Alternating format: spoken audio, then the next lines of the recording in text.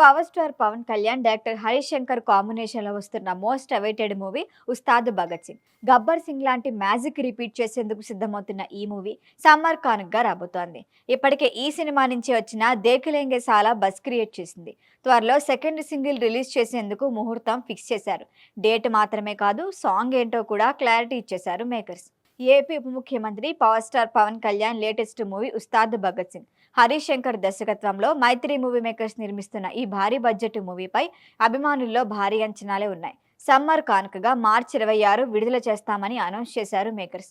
అందుకే ప్రమోషనల్ కార్యక్రమాల జోరు పెంచేందుకు సన్నాహాలు చేస్తున్నారు.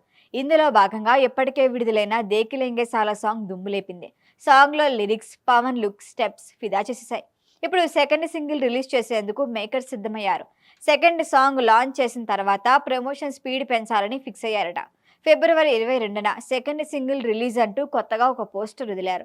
ఆర్ ఆఫ్ ఉస్తాద్ అంటూ రాబోయే ఈ పాటను 22న రిలీజ్ చేస్తున్నారు. మనం ప్రేమించే మనిషి, మనం సెలబ్రేట్ చేసుకునే మనిషి, పవర్ఫుల్ ఆంథంలో పవర్ స్టార్ ఆరా అంటూ పోస్ట్ పెట్టి అంచనాలు రెట్టింపు చేశారు.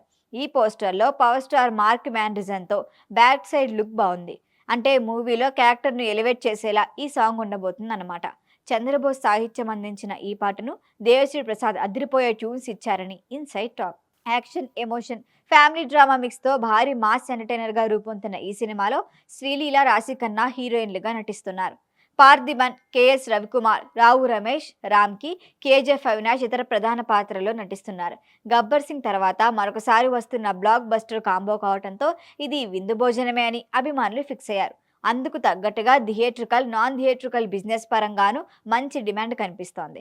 భారీ యాక్షన్ సన్నివేశాలు, మాస్ ఎలిమెంట్స్తో కూడిన సీన్లు థియేటర్లో మోత మోగించేస్తాయని టాక్.